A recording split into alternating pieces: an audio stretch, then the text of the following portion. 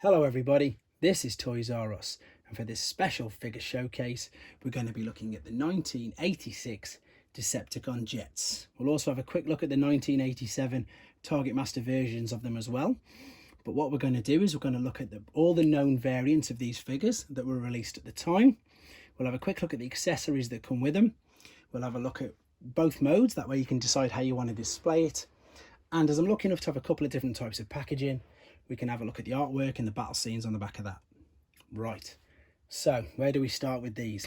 Everybody knows these guys. They are so popular, of course, from the original 1986 movie.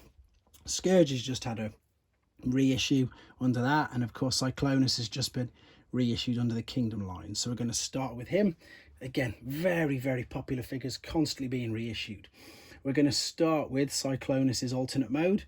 And all these have got individual videos as well, by the way. And in the individual video for this, I'm sure I said exactly the same thing. I love this alternate mode. I think it's fantastic. I had this as a child. I did sell all my original ones, unfortunately, so I had to buy this back. But I just love it. I just think it looks fantastic. And I think the thing what separated these for me as a child was, yes, the Jets were amazing. I loved the Jets, but they were things that, you'd seen pictures of quite a lot. And if you been to air shows, you might have actually seen them in real life. But these guys, because they were so new, because they were so futuristic, blew my mind as a child. And I think I still love Cyclonus now. Now, you can already see that on this, stickers are going to play a big part. And you might not know, but the arms actually can detach quite easily as well. So that's something to be aware of. But there is the phenomenal alternate mode for him. Right, so here is a variant of Cyclonus, and you will notice he's got blue ears and a blue waistband. I'll show you that compared to the standard one quickly. There's the differences. So the guy with the blue ears, he is referred to as the blue-eared or the blue-tipped Cyclonus, and he's exactly the same toy. He's just got a different paint job around the waist and around the ears. So that's one of the variants. The packaging's exactly the same as well. I've got boxes for both of these. That's just one of the known variants. We'll have a look at the other more standard variant because I've got more stickers and everything on him, and he displays much better. So this is of course the robot mode to Cyclonus. Yeah, and he looks great. Great use of the stickers, very futuristic looking. The weapon that he had is this. That's the weapon that Cyclonus had.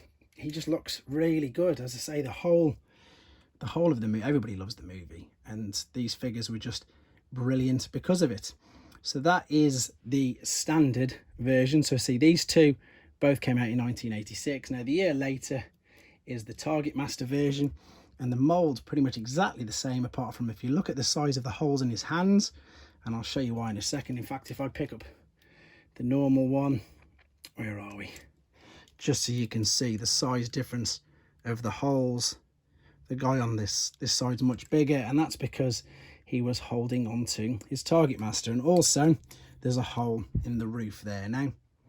So if you've got one with a hole in your roof and you're wondering what it is, it's because you've got the Targetmaster version. So there's no hole in the standard, there's a hole right there in the Targetmaster roof. And the Targetmaster for him is, I've just forgotten his name, but there you go. There's his Targetmaster. Might be haywire. I might have forgotten it, completely got it mixed up. But there is his Targetmaster, and he goes with Cyclonus. Now we're going to have a look at a couple of different types of packaging.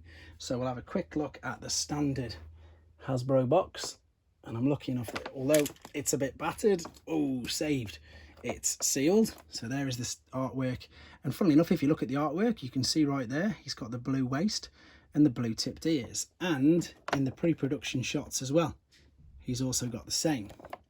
If we spin it around, we've got the lovely 1986 battle scene of the two Titans, Metroplex and Triptychon, both in base modes.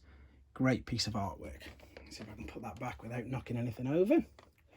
The blue-eared one, the one that blue-eared box came in, the box is exactly the same. Funnily enough, this is much better condition box. You can see the artwork much better there on actual Cyclonus, and there is again that lovely artwork on the back. There's no differences at all in the packaging. You've just got a slightly different paint job on the figure. So there we go. Right, before we move on to Scourge, I've got the Takara box, which is the Japanese box. and this came out at the same time in Japan. Now you'll notice that there's no bubble, it's actually a polystyrene insert. The D at the top stood for Destron, and 70 was just the number that he was issued at. So yeah, no bubbles, all polystyrene inserts. And then if we spin it round, we've got the same battle scene on the back. Lovely, lovely to look at. So that is Cyclonus. Now we're going to move on to Scourge, and I'm going to carefully turn the camera this way. So again, there's two known variants of him, and I'm going to come around here nice and carefully as well so I can pick him up, and at the same time I'm going to refresh myself with the names.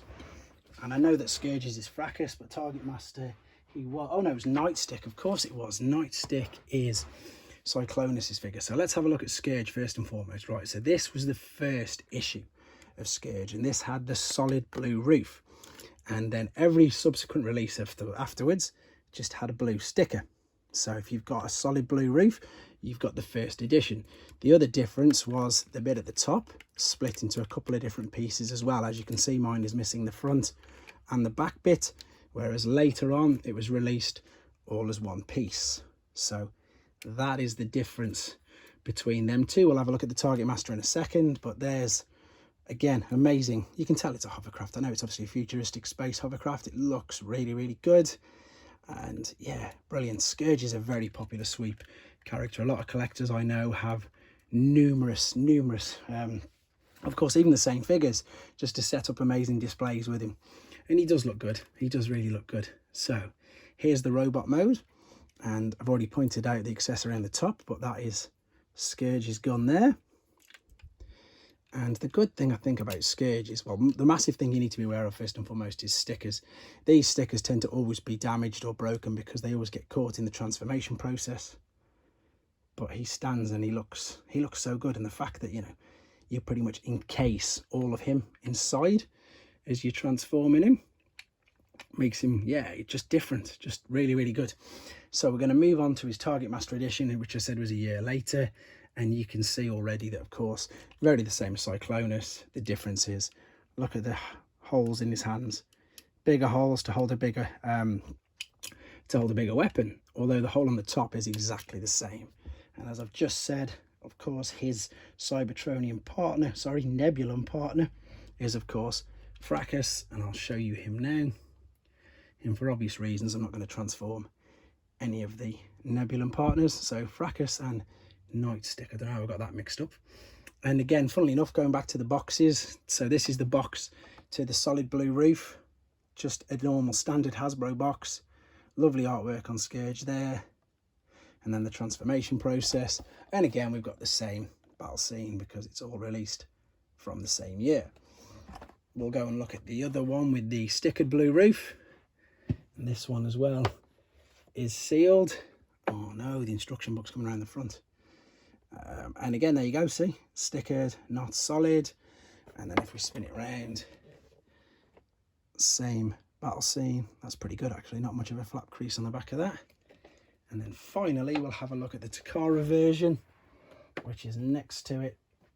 And again, look at the size difference in the box with this. So there you go, just the polystyrene insert, D71 this time.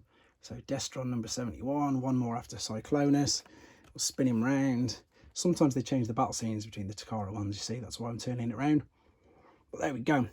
Great figures, great figures. I've just mentioned, obviously, Scourge is just reissued again under Studio Series 86. Cyclonus is just reissued under the Kingdom line.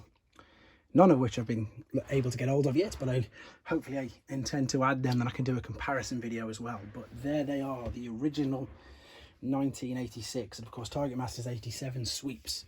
Very popular characters, constantly being reissued. If you had them when you were younger, I hope it brought back some nice memories. If it's helped you with the decision on which ones you want to get, I hope so. And of course, thanks for your liking, sharing and subscribing. And of course, please take care.